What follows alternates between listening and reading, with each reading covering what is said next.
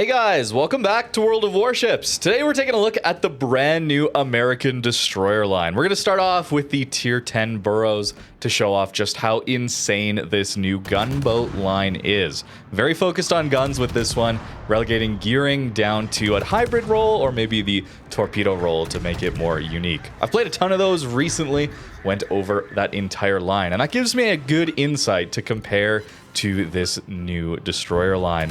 And it's incredible how powerful these ships are. This is a line of gunboat destroyers focused around SAP damage. Yes, we have SAP coming into the game. If you know me, not a huge fan of this ammo type, as it combines the consistency of HE, not having to deal with overpens, with also having the alpha damage of armor piercing. It's quite a deadly combo here, and Burrows gains pen on this SAP. It's not just Sherman SAP, but it actually pens 38 millimeters of armor, so really key into how few shatters we're going to get on this Montana. A lot of ships coming into the game recently that have over 38 millimeters of armor. Feels like that armor scheme is getting power crept just a little bit, don't you think? This SAP also has incredible shell velocity. We have just slightly worse than Sherman shell velocity, leading to very consistent, easy to use main guns here. The SAP DPM is slightly lower too at 308,000 SAP DPM versus Sherman's 324,000.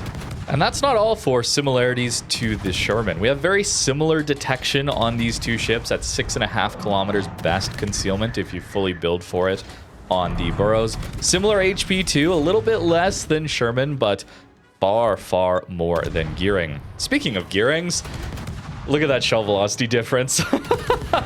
Oh no, Wargaming. And we get SAP too.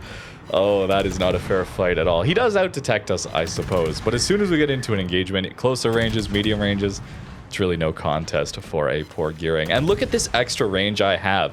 Starting off, I'm running a build with full DPM upgrades, giving up concealment on my commander in favor of Fearless Brawler, extra range as well as Adrenaline Rush and the 5% gun reload as well. So this is the best I can do here for now. 15.7 kilometers of range, and we're just open water dueling Salems and cruisers as much as we want to because our shell velocity is just that good. It all seems kind of overpowered, doesn't it? Well, there's one problem, and that's going to be the kiting firing angles. Look at this. That is the one issue. If you are in a kited position, you have to show a ton of broadside, 50 degrees to be exact. That is uncomfortable. 30 degrees forward, though, firing angles, and the rear turret is 360 degrees. The front two are not, but the rear turret is. Relatively comfortable to play. The ship does not have the best rudder shift at 5 seconds and a 720 meter turning circle radius, so a little bit clumsy there. But fortunately, we have a 37 knot base speed. We can buff that with speed flags as well as our engine boost, which is a weird one. Okay, this is a very, very weird engine boost. I don't know if I've ever seen a 10% engine boost on a ship. Not 8%, not up to 16%, or maybe the 25, 30% on some of the crazy ships with engine boosts. 10%. Small upgrade, but it is better than the gearing engine boost there. And then this smoke screen, okay? This smoke screen is the other weird part about this ship. Not only do you have an excellent gun platform for just pure open water farming, you have the ability to drop a smoke whenever you want to. This smoke lasts for 200 seconds, and it's all about having that entire action time always available to you. It has a minimum usage time of 20 seconds, so when you hit T, it has to bloom smoke for 20 seconds, and then you can turn it off. And as you'll see coming up, this smoke screen is a little bit weird to use, but I think it's actually incredibly powerful. Also, look at some of these salvos on Republic. It's not just Repub, Monty as well, but we just full pen these guys everywhere. It's disgusting how good this is. If you've ever thought, what if Regulo was given range and more DPM? This is essentially what you would get. Regulo also gets 38 mil pen on its SAP, similar, it's the same pen angles, similar alpha damage, but Regulo gets like 9 kilometers of range, 10 kilometers of range, something like that. We get 13.1 kilometer base range. It's crazy. We are going to take some damage though, no special saturation mechanics, and no heal either. Something to consider. But we have a lot of HP, and now we're going to smoke. So look at that. We have 200 seconds of smoke. We have to wait 20 seconds until I can flip the smoke off. And here's some criticism, Wargaming. I find this UI to be not great. Maybe we can get some of the modders in the community, like Titaro, to help us out here or something like that. But did you catch that? There's a small blip, a tiny blip here. Look at this. At 185 seconds. That lets you know you can turn it off, okay? That little blip. Other than that, there is no notification at all. There's no way for you to tell. So spamming T to turn it off, and sometimes it just won't work, okay? I still have to get used to this. This is a brand new mechanic, okay? So maybe I'm being too harsh, too critical. This muscle memory will come in time. But for now, that is the only UI element. I don't want to turn it off right now, as it's really nice to have this crawling smoke. Notice we can crawl forward, much like the Commonwealth smokes allow you to do. You can do that here as well. It does have a cooldown time, though. You can't just instantly pop it after you turn it off, though. So you will have to wait a few seconds. It's only 20 seconds, though. And a lot of the time, that 20 seconds isn't going to be all that useful for the enemy destroyer who maybe baited you into using your smoke. As that's often a tactic you can use in destroyer engagements, where maybe you have a little more DPM, or you force the enemy destroyer to pop their smoke and you don't have to. Well, the next engagement, you're typically going to be in an advantage because you get a smoke screen to pop and they won't. So if you open up in a gunfight, you both get spotted, you have the ability to go dark, but they don't. Suddenly Burrows, though, with this smoke, never has to worry about that problem of popping smoke early in a DD engagement. It's a minor thing, but it is a massive advantage that Burrows does have, let alone enemy destroyers that just don't even have access to smoke, and that's their trade-off to get such immense gun power, flight characteristics as well. It's very easy to hit these battleships at longer ranges. I'm saying that as I'm missing a lot of these salvos, but this was actually my first game. I'm still trying to get used to Burrows here. It's going to take me a little bit.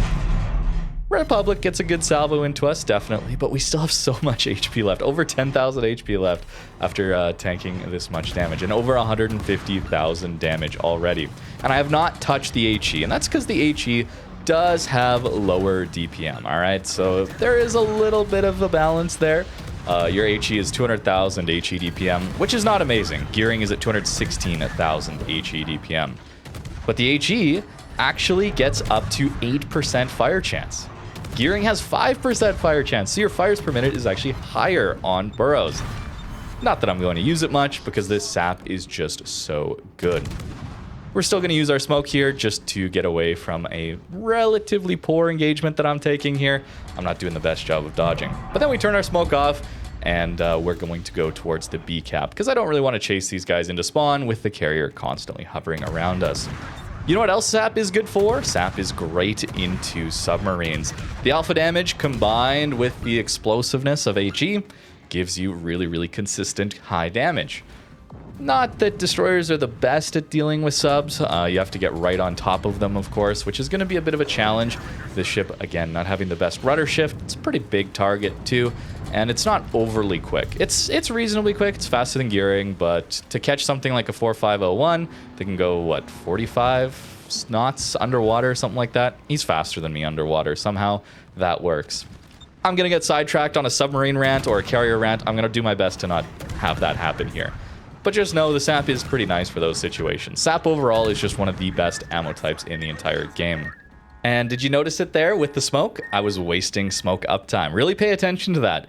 There's so many opportunities where I'm actually wasting my smoke just by leaving it on longer than the 20 seconds that I might necessarily need it to be on.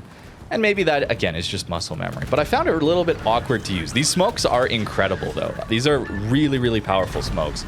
I love the British destroyer line, the Daring line, because you have the fast, bursty smokes, allowing you to set up and farm for a brief moment, and then they cool down so quickly that you can just move on, slightly different position, or play aggressive and use them to prevent yourself from being spotted any further in a bad situation, and they're back up again very quickly. Where with Gearing, when I was playing that for that Destroyer Tech Tree Showcase video, it was pretty awkward to have that smoke have an extremely long cooldown time after using it. The uptime is nice, but if you put it in the wrong spot, there was a big penalty for that. There is no such thing as a penalty for putting the smoke in the wrong spot with the Burrows in particular, even less than the British destroyer line. It's a very, very powerful tool that this ship has, on top of having insanely easy guns to use. I'm surprised they gave this ship such good shell velocity and range and SAP, right? Wasn't that the whole idea behind Regulo? I brought that up earlier. Wasn't the idea that Regulo has SAP and we're worried that it would have too much of a farming impact to give Regulo such high range on those SAP guns? Wasn't that the worry? We'll make it a close range DD, and it's awkward to play. I find it difficult to play personally, but that doesn't make it a bad DD. I just have a bit of a skill issue on it. But Burrows is, I mean, it's pretty easy. You just set up and start farming. At least in games where you have spotting. We did a lot of spotting ourselves in this one. Over 215,000 damage, over 70,000 spotting damage too. That's the other thing about being an open water DD. As long as you can survive it, you provide a lot of intel for your team just by getting into those flanking positions and spotting the enemies. Nearly 3k base in this one as well. I couldn't believe that I was able to just go fight that Salem and feel so confident. We did more damage to him than he did to us. We have slightly worse shell velocity than him. We actually have better shell velocity than a Worcester, for example. Crazy. Changing up the build here a little bit, I swapped the extra range on the commander over to concealment, getting a 6.5 kilometer detect, allowing us to outspot this Mogador, and now the SAP salvos are going to be absolutely gross into this guy. He opens up, so now I'm free to smoke out myself. Although I went to a kiting position, so we don't have all our guns on target. We baited out his reload booster, and now he's stuck in a pretty rough situation. Normally, for a French DD, they have such high speed and maneuverability that something like a gearing, for example, I just would not be able to hit this guy. Not so with Burrows. Especially as I'm going to get better with these guns as I get more used to them. Unfortunately, he is going to get away. And now it is a tier 9 versus a tier 10, but that is crazy, the power here. And we drop our smoke screen off, and we can charge the flank now that we have such a massive advantage. We could be going for caps this way as well. We just need to make sure we stay out of radar. That is the only thing with this whole bursty smoke gen playstyle that we have here. We just have to make sure we're not in radars, and from there we can always dictate these engagements. We do have 6.5 kilometer detect though, so we won't be out spotting things like gearing, daring, shimas, for example. We gotta get a kilometer closer to pretty much. So things like that will be hard to chase down, okay? But it's still very high power level here on this ship for its concealment. The guns here are absolutely crazy.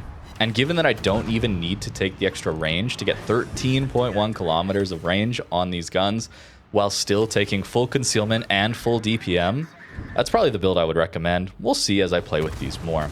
Notice the Worcester shell velocity. We have better shell velocity than Worcester, man, in a DD. Oh my goodness, it's crazy. I am going to overpush here, though. There's an Oregon that we have to deal with, and actually the Jaeger is about to come back here for us. So we're in a bit of a tough spot. I don't realize it quite yet, but we have plenty of HP to hopefully deal with them. And even at these 13 kilometers away, I'm still very confident in firing at this Oregon.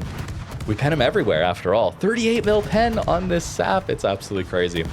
I haven't mentioned it yet, but these torpedoes are copied off of the Fletcher. So pretty high damage, but we only get 5 of them. You get 1 launcher. The torps do 66 knots of speed, and they have an 80-second reload. So a little faster than Fletcher, but of course Fletcher reload gets you 2 launchers, not just 1. Look at this SAP alpha damage here. If only I didn't eat this torpedo, I probably actually would have survived this. That clumsiness coming into play here, not being used to these this unfortunate maneuverability. And we are going to go down. But that's the Burrows to start with. I'm going to play it a ton more. We've got so much to go over with this new update. But this new line is looking crazy powerful. And unfortunately, this, of course, is going to be an early access for 2 updates. As always with these early access events, I just really don't recommend you buy into them at all. It's a huge waste of money. For 2 months of early access to Tech 3 ships, you're going to have to spend 20,000 doubloons on this ship after getting all the earlier subsequent bundles. So It's going to be ridiculously expensive. I don't know the exact cost yet. There's just a mess of alternate tokens and earnable coins that convert to different things. You know the drill. It's this whole free-to-play model where they try and confuse you out of what the actual dollar amount is. But I would expect it's going to be like 30, 40,000 doubloons worth that you'd have to spend to get this thing early, which is just ridiculous. Definitely wait. But the power level here is crazy. I'm surprised that they gave this such good shell velocity and range, given how they've treated SAP in the past. And yeah, fully built, that SAP DPM goes crazy. I would highly recommend you run just full guns with this one. If you want to run hybrid builds, torp builds, anything like that on American DDs, just go for the gearing at this point. You can get a lot of DPM and decent range while still getting good detection. It is 6.5 kilometers, by the way, that I was playing with. It's just the port is bugged out here. For some reason, when they make changes to these test ships, it doesn't always apply. It's a whole mess for me to try and understand doing these early videos, unfortunately, but I think I've got it figured out. I don't think there's any more changes. If there are, check the description or pinned comment below. Sometimes they do that, by the way, where the NDA lifts, and on the NDA lift date, after that NDA lifts, they've actually made changes to those ships afterwards. I think that happened last NDA lift. It's ridiculous. So check the comments. I'll let you know if there's been any changes. Otherwise, this should be the final one that we're going to see. And then here's the build that I was running, going, of course, for the usual survivability stuff. And then you can swap concealment or the extra range. The extra range is totally usable. Again, the shell velocity here is crazy. And the SAP having 38 mil pen is so good. For those of you that are going to play Burrows, it's so good. But for me, who's got a special spot, there's a special spot in my heart for Montana. It hurts, man. It hurts, bro. All of the new stuff having 38 mil pen exactly, or 39. Oh, my poor Montana. Well. But this new ship is crazy. Definitely a line to grind for. We'll be taking a look at the lower tier ones as well in the coming days, as well as just the general new content of this update, as it's not looking all that interesting if you're a free-to-play player. You got to wait a couple months for these new ones to come out.